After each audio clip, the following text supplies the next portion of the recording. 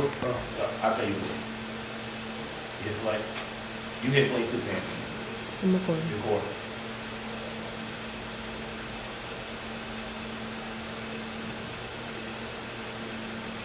Good evening and welcome to On the Real TV. I'm your host, Yolanda L. Robinson, and I'm joined with my co-host, Darren Freedom Green. I'll let him introduce himself as well. And tonight our guest is Mr. Paul Perez, candidate for mayor. So we're going to be sitting here, we're going to be talking with him. Well, should I say, Free's going to be the one to really be talking with him, because I really don't get too much into the politics. I'm into politics, but sometimes you got to step aside and you got to let grown men have the conversation. You know what I mean? You got to let them talk it out. And I'm willing to do that. Okay. You know what I mean? I'm willing to hand over the microphone and let y'all do what you do. But I'm going to do my introductions and I'm going to sit back and when it's time for me to chime in, y'all know I'm going to chime in. But I definitely want, to welcome you to the show. Thank you. Thank you so very much for taking the time to join us. And we do this thing on the Real TV, and I'm going to ask you to do it. I need you to reintroduce yourself as only you can on the Real TV. Thank you. Thank you very much for having me here tonight. It's a great pleasure that I'm here as a candidate for mayor of the city of Trenton. I am Paul Perez. People know me by now. People didn't expect me to be here, but guess what? Hello, I'm here. Okay. All right, once again, I'm Darren Freedom Green. It's good to have Paul in the house. We really want to be clear and concise about where we're going with it, so once we're done, people can know who you are, they can know where you're going, they can know your vision, your goals, your perspective, and why they should elect you as the next mayor of the city of Trenton. So talk a little bit about where you are right now in regards to where you've come from. Talk a little bit about, who is Paul Perez? Thank you very much. Paul Perez is a regular guy. Paul Perez is the child that's sitting at home right now, wondering what's going to happen to him in his future. Paul Perez is the kid that didn't have anything. Okay, what we had was we had love. Okay. We had parents that loved us, who worked hard, who gave us principles, who created standards for us, and allowed us to dream. And then demonstrated to us how you achieve those dreams. So that's who Paul Perez is in its foundation. Then Paul Perez went out as a patriot, and he served his country. And I did that as a young man. When young men like me decided to serve time, I decided to serve my country. And the only thing I asked when I left was, can you please leave the city the way that I left it? So that when I come back home, after serving my country and going to 2 different combat tours, while everybody was here discoing and cha-chaing and everything else, I was in combat thinking about my home. Yeah. But it's very disappointing to see what I found. So that's Paul Perez in his career. And then I'm Paul Perez, the regular guy again. The guy who just wanted to come back home after serving his country and doing good things and contribute to his community. Can I contribute to the community? Can I find those kids who need it the most and provide them what was provided to me? And then somehow lift them up and help them and equal the playing field for them so that they can also be successful. That's what Paul Perez is.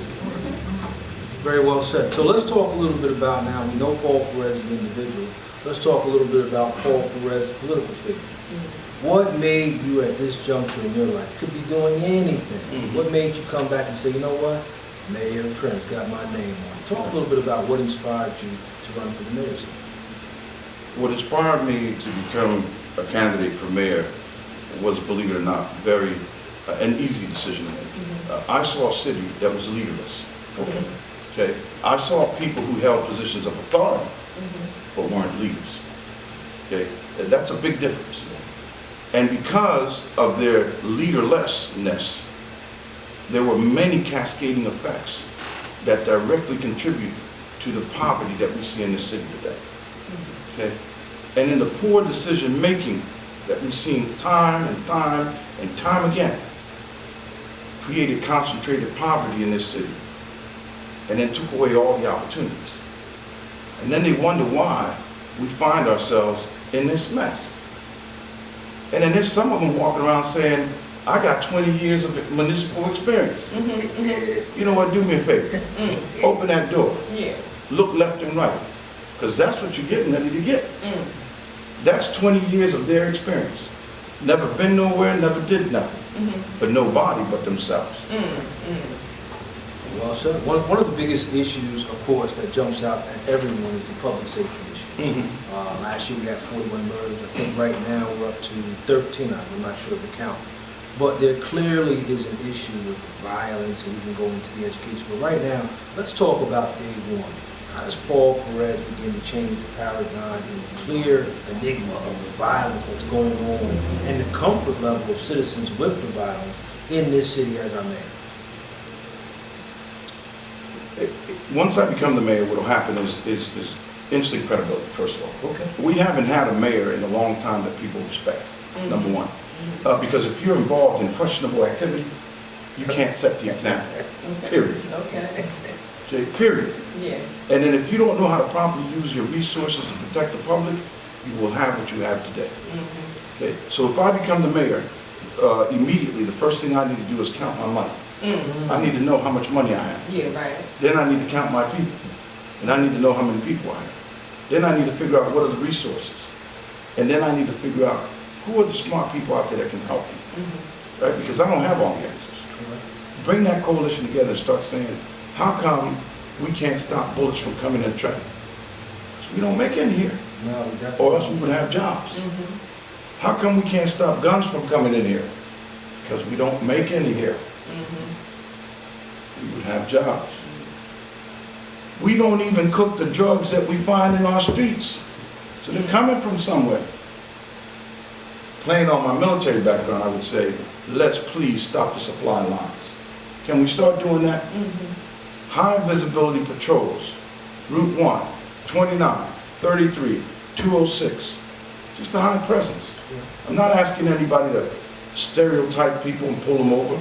High visibility, make them think twice, okay? Make them understand that now this city is being protected. While in the inside, we bring up what's called ceasefire. You know ceasefire. Everybody does. I had the pleasure of being taught at Harvard University by the founders of ceasefire in Boston, Massachusetts. And it's a good program. It works when you got the right people doing it. So we need a team. And that team looks like this.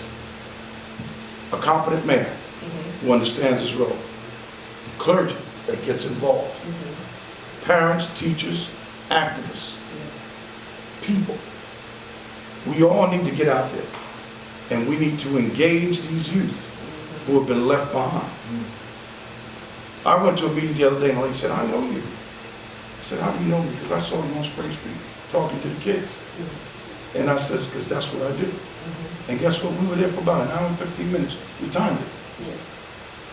That was the only time I seen a police officer come around earlier than an hour. Okay? Because they wanted to know what I was doing on that corner. Right. And guess what I was doing? I was talking to the people who need it the most. And they will tell you, this is not what I want to do. If you take opportunity, please, Mr. Freedom, for 1 second, and put it in their hand, they will put down that weapon. Right? But we don't have that opportunity to give them. Right? So when you talk about public safety in Trenton, we don't need Rambo. What we need is opportunity. Very well said. One of the other problems with public safety, which would probably be 1A, is the clear disconnect in between the police department and the community. And we've never had community policing here, which is a leading variable. Talk a little bit about how you're going to begin to get us to move in that direction with the police department that's been depleted of its forces, a community that doesn't trust the police department, and an administration that seems to be doing its own. Talk a little bit about the initiation of connecting police with community as an administrator, as the CEO of this city. Once again, what you have to do is you have to come in and immediately establish what's called standard values and performance. Okay? If you set the standard and you say, okay, everybody, let's get together. This is my vision. This is how I work. And this is why I want to work. And then you paint a picture that they find themselves in that vision. And then these are the standards by which you're going to be categorized or you're going to be measured upon. Okay? And then, so now you're starting to demonstrate what the example looks like that you want them to follow. Okay. Because you gotta build trust first. And if you don't build trust, nobody's gonna listen to you. That's the problem that we have. And if I'm the mayor and I'm studying in City Hall worrying about contracts, I'm not doing the right job. I need to be on the streets, knocking on the doors just like I'm doing right now, so that people can have the trust that I represent them. And then if I'm gonna tell people to get out in the streets, I need to be there with them, okay? So building that bridge, I would act as the bridge. But wait, you said something about the police officers. Their morale is terrible, down the drain, okay? They don't have a contract, and they're behaving like it, okay? We have been leaderless for quite a while now, right? And then everything that we know about the history about the director and the city council and the mayor and all this stuff has really truly affected us. 105 officers plus another 48 officers that retired and were not replaced. Those 105 officers are gone now. Right.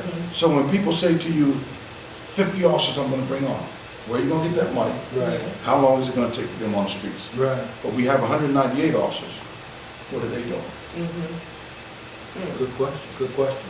All right, let's go into a little bit about, you stated you were on Spring Street, and you talked really great and eloquently about providing opportunities. Trenton has a negative stigma attached to it. How do we begin to, as a mayor, begin to market and bring in corporate entities to begin to provide employment opportunities for the young people here who really do want to work, but just don't have it? How do we begin to change that dynamic and bring people who will invest in the city and bring employment opportunities for our young people? Well, believe it or not, there are many organizations right now out there who are very interested in our youth. Many of them, you know what I'm talking about, Yeah. at least that one.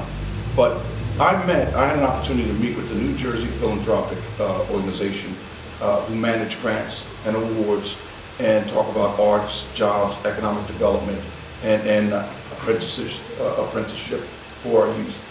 They're very interested in coming to the city. We even talked about the possibility of using examples like Baltimore, Boston, Philadelphia, New York, and San Francisco, where they currently have paid representatives on the camera, where they advise the mayor, and then they provide funding to support opportunities for our youth. There's people who want to help this city, Okay. okay? And they understand the situation that we're in, but they don't want to do it with people who are not credible. All right, we've touched on Paul Perez, we've touched on you as the individual, the political figure, we've touched on public safety, we've touched on infrastructure. Now you know we're going to hit the home run with the biggest piece of the puzzle, which is really the core mindsets. What's Paul Perez's vision? Clearly now one of the hot button topics is public education, Right.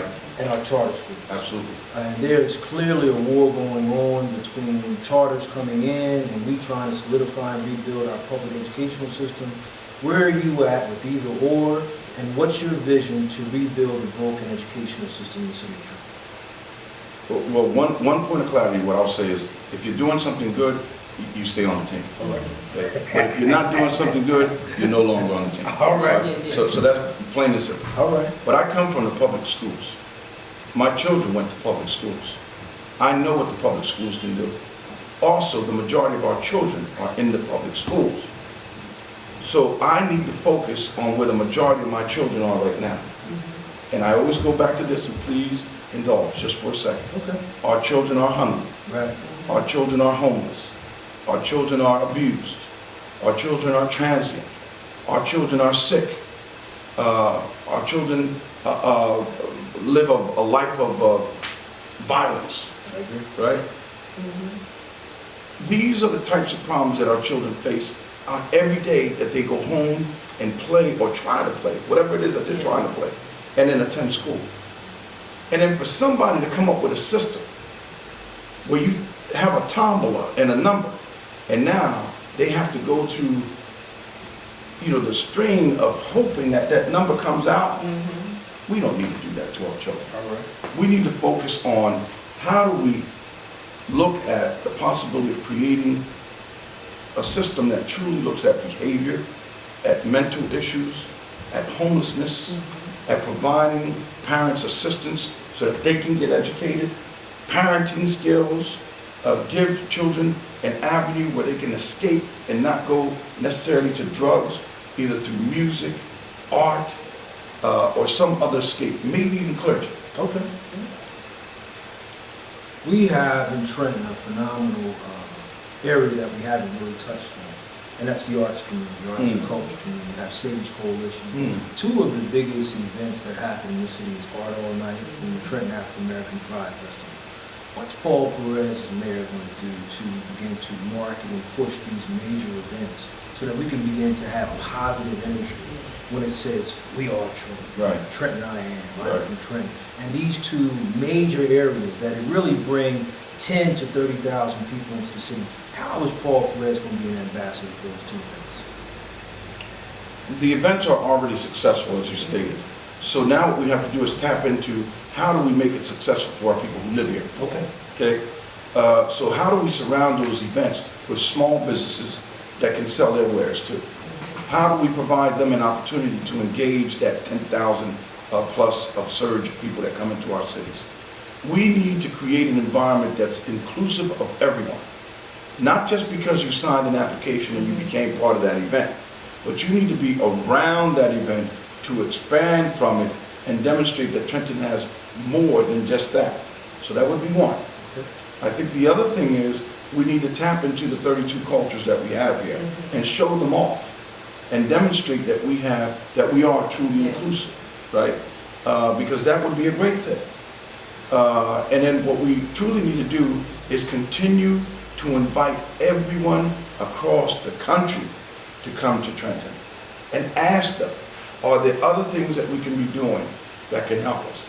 Don't ever stop asking for money, because there's a lot of people that want to give you that money. You just need to ask them. Don't ever stop thinking about the people who are currently here, invested in this city, who need opportunity. And if you got music, you're going to have a security guard there, because I might want to play it. All right. Let's talk a little bit about vision. Okay. The downtown area. Clearly, we have a number of state workers who won't come in. Right. And I always say it jokingly, but it's real. Until we really clean that up and stop the New Jack City mentality that's Right. going on down there, how do we begin to cultivate a cultural hub? And we're the capital city. Downtown area should have shops. It should have a cigar place. It should have places where the state workers can invest that money here, and big corporations come here. Maybe Old Navy. Once at one time had McDonald's and Geno's, and the Mayfair was there. I don't know if I'm taking you back a little bit. I was there. Okay, let me find that. I can tell you. But how do we begin to rebuild that downtown area so that we can utilize our geographical position, being in between Philadelphia and New York, and make people really want to come back to Trenton? Well, once again, if you have a mayor that doesn't go downtown,